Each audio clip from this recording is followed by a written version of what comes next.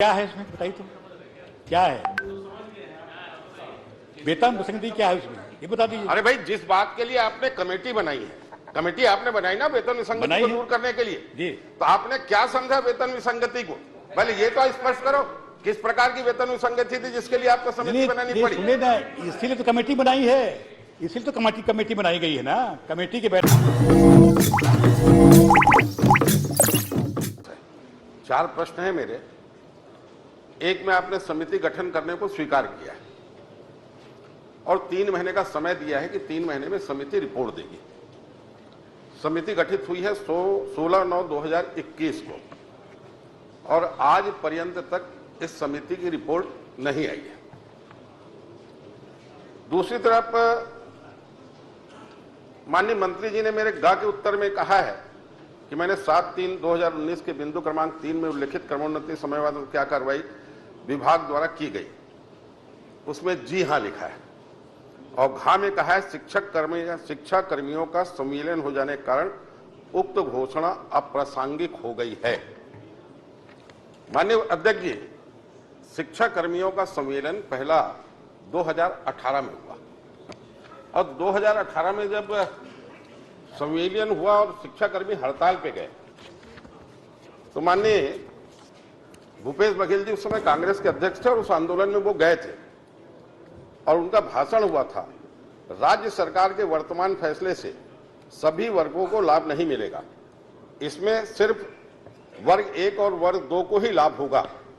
वर्ग 3 अब भी विसंगति से जूझ रहा है। पीसीसी चीफ ने कहा कि शिक्षा कर्मियों के राज्य के फैसले को लेकर नाराजगी है। संविलियन और वेतनमान का लाभ सभी शिक्षा कर्मियों को नहीं होगा। और अपने घोषणा पत्र में भी उन्होंने इस बात का उल्लेख किया कि हम वेतन विसंगति दूर करने के लिए कार्य करेंगे। और आप स्वयं स्वीकार कर रहे हैं कि 16/9/2021 को आपने समिति गठित की, रिपोर्ट आई नहीं और आपने लिख दिया शिक्षा कर्मियों का संविलियन हो जाने के कारण उक्त घोषणा अप्रासंगिक हो गई है। तो वेतन विसंगति है क्या, इस बात को आप समझ रहे हैं कि नहीं समझ रहे हैं? पहले आप मेरे को बता दो, आप वेतन विसंगति क्या है ये समझा दो। आप क्या है इसमें बताइए तो क्या है वेतन विसंगति क्या है उसमें ये बता दीजिए। अरे भाई, जिस बात के लिए आपने कमेटी बनाई है, कमेटी आपने बनाई ना वेतन विसंगति को दूर करने के लिए जी, तो आपने क्या समझा वेतन विसंगति को? पहले ये तो स्पष्ट करो किस प्रकार की वेतन विसंगति थी जिसके लिए आपको समिति बनानी पड़ी? सुने ना, इसीलिए तो कमेटी बनाई है, इसीलिए तो कमेटी बनाई गई है ना, कमेटी की बैठकें होगी, उसमें आपके कई लोग हैं, उसमें शिक्षा विभाग के लोग रहेंगे, वित्त विभाग के लोग रहेंगे, जीडी के लोग रहेंगे, तो ये सबका उसमें जो बैठक होगा तब तो कुछ उसमें हल निकलेगा। माननीय अध्यक्ष जी, आप स्वयं उत्तर देख लीजिए। उत्तर में आपने लिखा है वेतन विसंगति दूर करने के लिए आपने प्रमुख सचिव छत्तीसगढ़ शासन स्कूल शिक्षा विभाग की अध्यक्षता में समिति बनाई है। आप स्वयं स्वीकार कर रहे हैं रिपोर्ट आई नहीं तो बनी है ना इसमें तो स्वीकार करके। अरे भाई, रिपोर्ट के लिए आपने 3 महीने का समय निर्धारित किया है ना। अरे इसके लिए तो धन्यवाद। आपने रिपोर्ट के लिए 3 महीने का समय निर्धारित किया है और 18 महीना हो गया। 3 महीने का समय आपने निर्धारित किया, रिटर्न में दिया है और आप स्वयं स्वीकार कर रहे हैं कि अब तक समिति की रिपोर्ट नहीं आई है। मैं आपसे सिर्फ प्रश्न ये कर रहा हूं कि वेतन विसंगति क्या है जिसके लिए आपको समिति गठित करनी पड़ी? किन किन बिंदुओं पे बात करने के लिए समिति गठित की गई थी वो बिंदु बता दीजिए।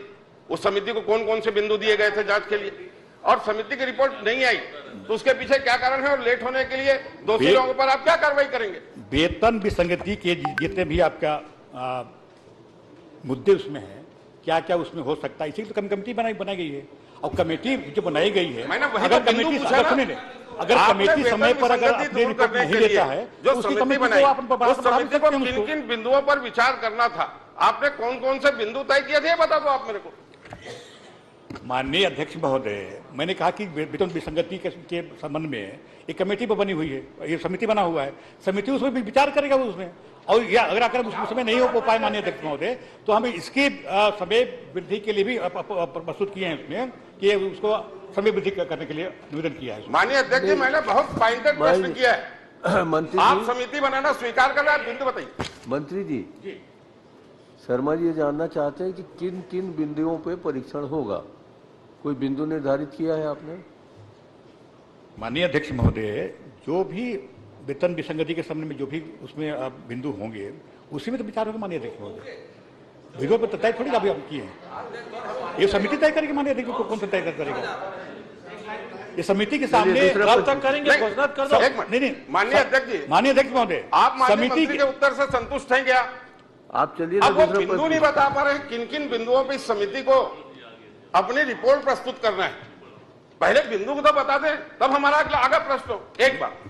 दूसरी बात, आपने 3 महीने का समय निर्धारित किया टाइम और समिति को गठित किया, 18 महीना हो गया। अरे 18 महीने में रिपोर्ट नहीं है तो उसके लिए आप क्या कार्रवाई करेंगे? नहीं माननीय अध्यक्ष महोदय, समिति अगर समय पर रिपोर्ट नहीं दे पाई तो उसके कार्यकाल पर बढ़ाएंगे। अच्छा, और एक मिनट चलिए, समिति का कार्यकाल बढ़ाने का आदेश क्या?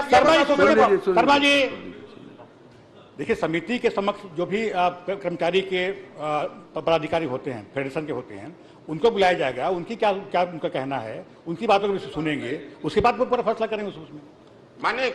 माननीय अध्यक्ष जी, उत्तर नहीं आ रहा है माननीय मंत्री जी। ठीक है ना, वो पूछ रहे हैं। एक मिनट, मेरे प्रश्न का मैं मूल प्रश्न करता हूं। मेरे प्रश्न माननीय अध्यक्ष महोदय, भाई उनको भी पूछ माननीय अध्यक्ष महोदय, अध्यक्ष जी, माननीय अध्यक्ष जी, इतना स्पष्ट लगभग 1 लाख उत्तर दिया है माननीय मंत्री जी ने। समिति बन गई है, समिति के लगभग 1 लाख समिति के कार्यकाल समय पर प्रभावी है तो आगे बढ़ेगा। माननीय अध्यक्ष महोदय, उलझाइए मत उसको। माननीय अध्यक्ष महोदय, एक मिनट ना, उलझाइए मत। अमरजीत ये साबित कर रहे हैं कि मंत्री अक्षम है और वो सक्षम है। आप स्वीकार कर लीजिए और अमरजीत उत्तर देंगे।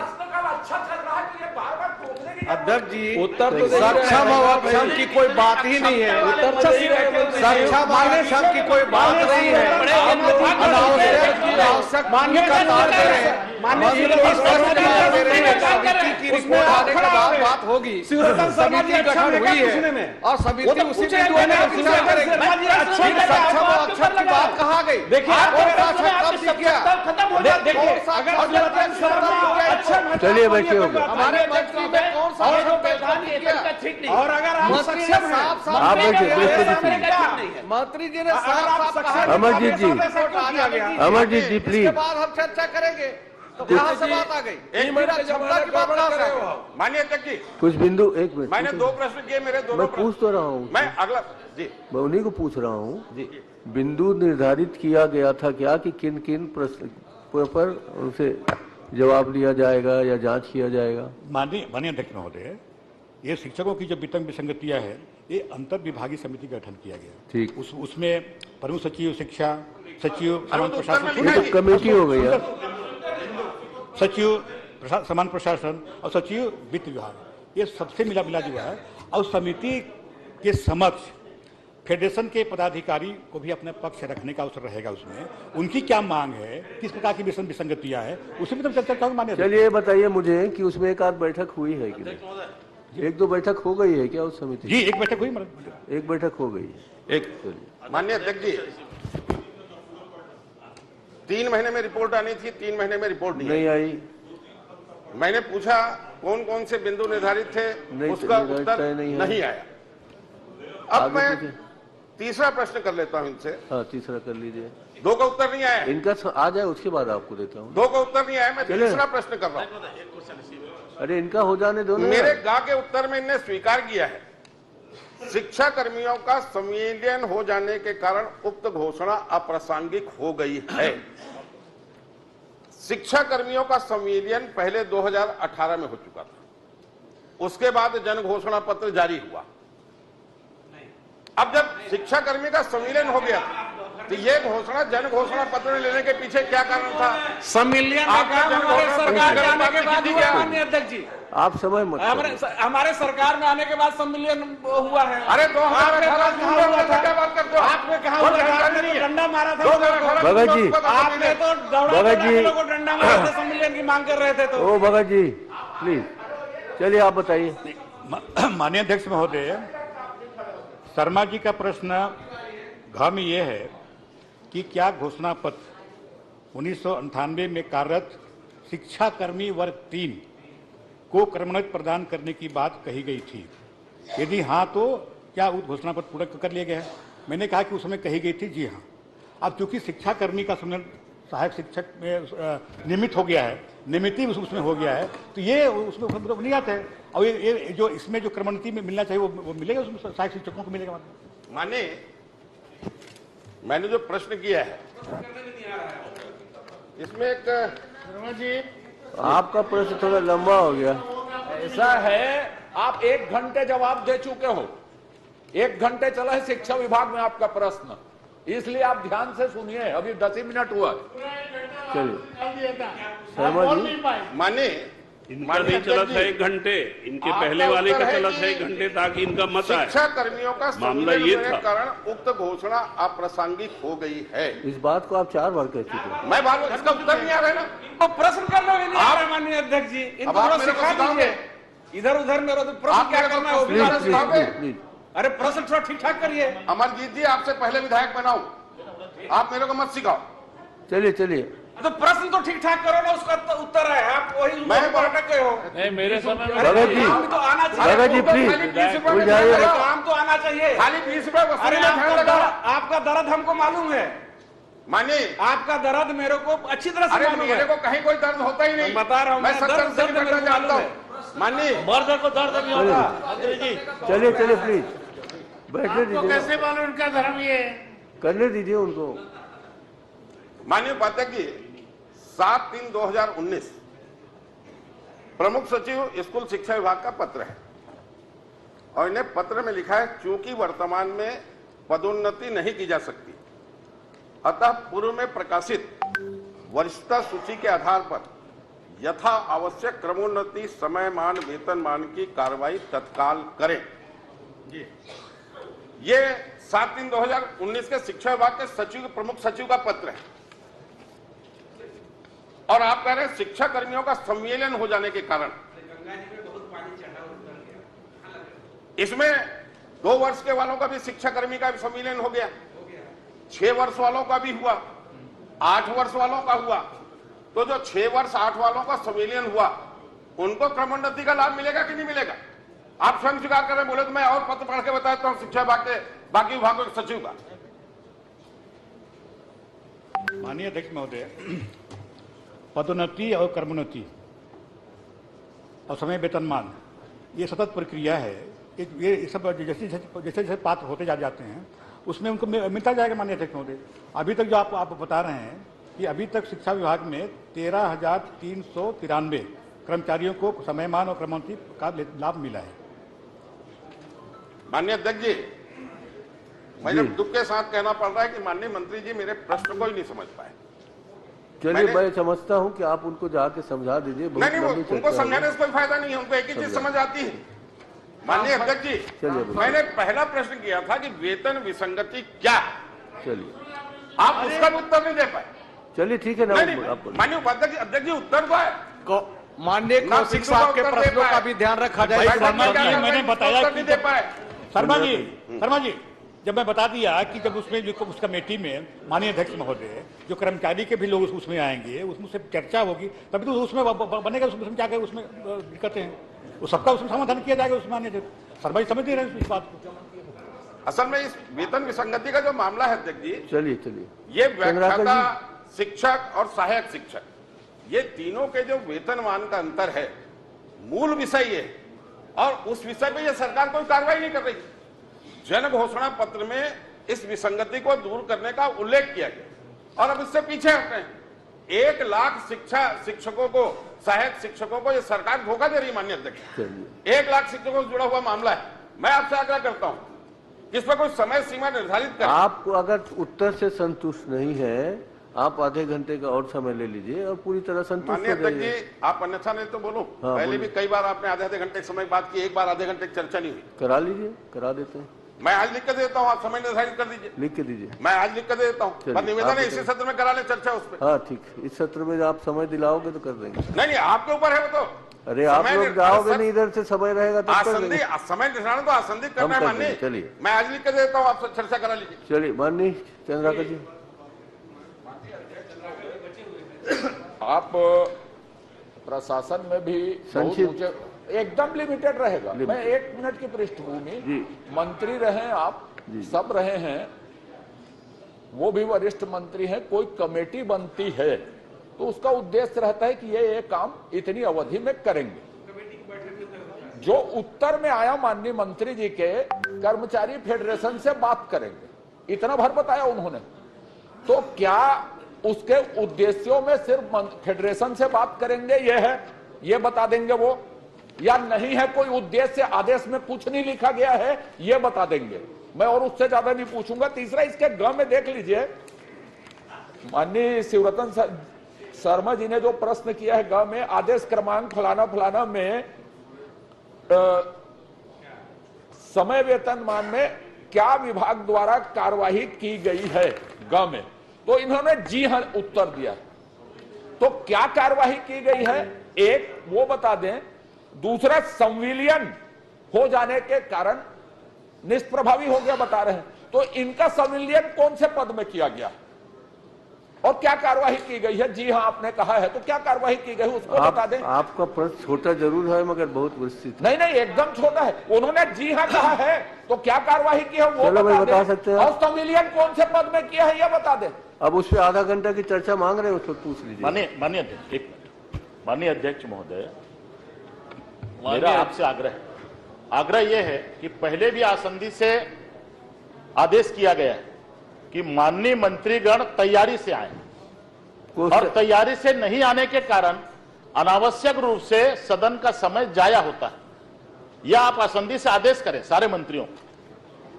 उनका प्रश्न बहुत जरूरत से ज्यादा आ गया है। माननीय अध्यक्ष जी इतना अच्छा उत्तर हमारे वरिष्ठ मंत्री दे रहे हैं। पूरा सदन देख रहा है, पूरा प्रदेश देख रहा है लाइव, कितना अच्छा उत्तर आ रहा है वो। अरे आप पहले एक मिनट बैठ जाइए। आप गलत समर्थन के लिए नहीं, एक मिनट बैठ जाइए। श्रीमान जी, आप एक मिनट मेरी बात सुन लो। आप सबसे वरिष्ठ हैं, आप इस सदन के सबसे वरिष्ठ सदस्य हैं।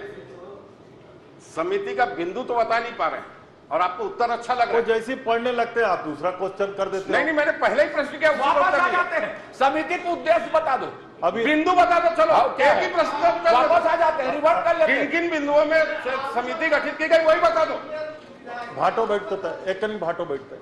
माननीय अध्यक्ष महोदय, पूरा उत्तर पढ़ रहे हैं, आप इजाजत देंगे तो 3-4 पत्ते का है पूरा मीटिंग का एजेंडा, उसको भी पढ़ के सुना देंगे। आधे घंटे की चर्चा स्वीकृत हो गई।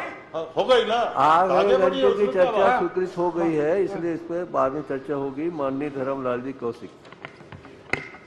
माननीय अध्यक्ष महोदय, मैंने जो प्रश्न लगाया और प्रश्न में संशोधित ये जो ऑनलाइन निकाला हूं मैं, उसमें कहा गया है कि संशोधित किया गया है, और ये जो संशोधित किया गया है उसमें मैंने जो प्रश्न पूछा था उसमें केवल तारीख बदला है संशोधन में। प्रश्न तो उक्त अवधि में तो केवल 31/1, 31/1/23, 31/1/23 इतना ही बदला हुआ है, और संशोधित के बाद में जो प्रिंट हुआ है तो सर को अलग कर दिया है और धड़ अलग हो गया है। प्रिंटिंग मिस्टेक होगा, मतलब जो प्रश्न करने का और जो उसका औचित्य है वो खत्म हो गया, उसके आत्मा ही को निकाल दिया। तो मेरा ये कहना है कि ऑनलाइन जो हमारी व्यवस्था है, ऑनलाइन मेरे पास में उत्तर है और प्रिंट में जो उत्तर है उसमें अंतर है। जो प्रश्न है, तो प्रिंट का जो प्रश्न है और ये जो ऑनलाइन का है, तो आज मैं चाह रहा हूं कि अभी समय है, इस प्रश्न को आगे के लिए बढ़ा दीजिए। चलिए, धन्यवाद। शैलेश पांडे जी। नहीं, आप तय करेंगे तो बहुत समय हो गया ना आपका, बाद में लिख लेंगे। अगर उत्तर गलत आया है प्रिंटेड में और यहाँ का जो ऑनलाइन है उस उत्तर में आपका विरोधाभास है, तो उसको हम सचिवालयीन कर्मचारियों से भी तय कराएंगे और आपका उत्तर किसी दूसरे दिन के लिए रख देंगे। शैलेश पांडे एक दो और आप नहीं, अब उससे चर्चा हो गया। धर्म भैया इतना निसहाय कैसे हो गए? धर्म भैया इतना निसहाय कैसे हो गए आप? मैं कोई निसहाय जैसे नहीं, और आपकी जरूरत जैसे प्रेम साहब को है, मेरे साथ बहुत साथी है,